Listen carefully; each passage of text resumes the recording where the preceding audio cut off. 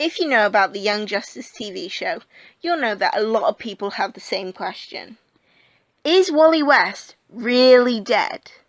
Well, I have a theory.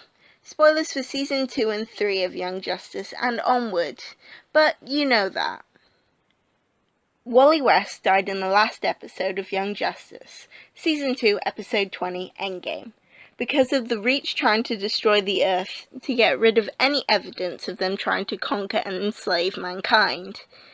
The Reach used MFDs, magnetic field disruptors, to destroy the Earth. The team believed that there was only 20, but in fact, there was one that they had missed.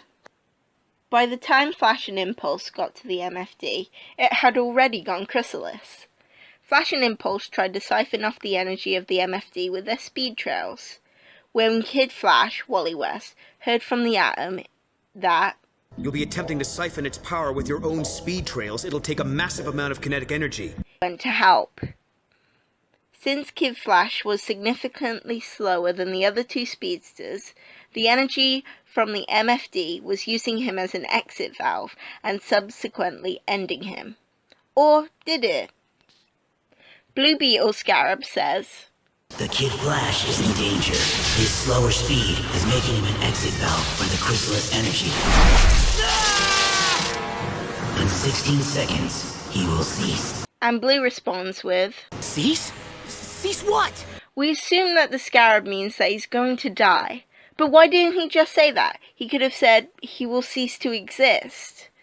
But he didn't. And it isn't the sensors. Wally was able to say, "Dick, he blew up the cave! You guys almost died!" in Season 2, Episode 9, Darkest, without any problem. I believe Scarab knew Wally was going to disappear, but not that he is dead. I think Wally is trapped in or travelling through the Speed Force. Wait. Before you say, the Speed Force doesn't exist in Young Justice. 1, the creators haven't outright said that, and 2, this is just a theory, and it's very unlikely any of this is canon, so take this with a grain of salt. I think he's trapped in, or at least travelling through the Speed Force, because in the comics in the Justice League TV show, Wally has been in the Speed Force. Also, the Speed Force is mostly depicted as a bright vortex of light, kinda like the chrysalis MFD. Shaira, it's so beautiful here. There's a force, a speed force.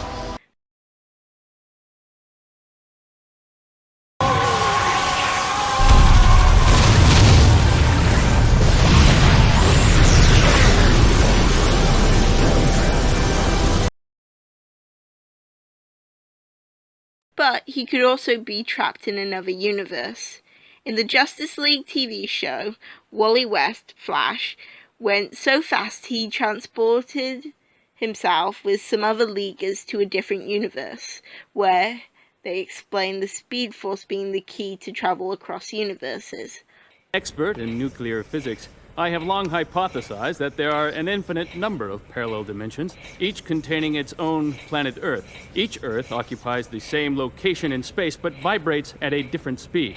Flash, the energy blast you absorbed caused you to match the vibration rate of our Earth. So, the chrysalis energy plus the vibrations caused Wally to travel to another universe.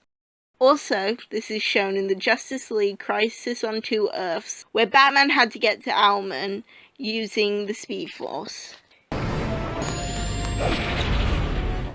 There was this place, one Earth, with a single history.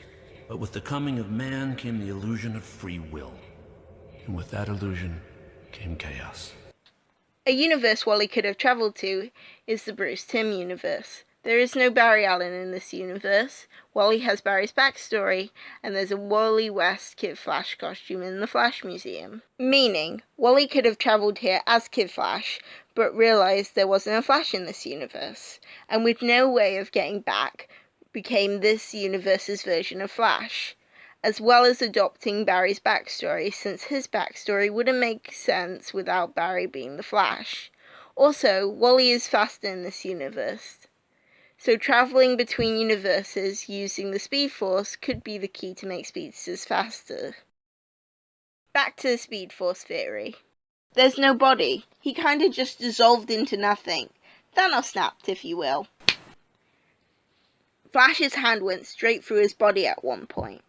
I think Wally was going at a fast speed that, combined with the chrysalis energy, he started lagging behind himself, kind of like the gems in the Ruby ship when it went faster than light in Steven Universe. I know the gems are made of light, which makes sense if Wally was going faster than light. We wouldn't be able to see him. Like Steven couldn't see the gems' light forms, but only the gems themselves, which caused Wally to go into the Speed Force.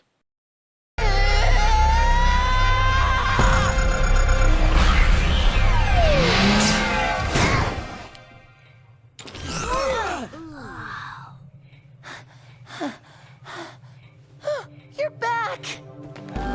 Where'd you go? I was so worried!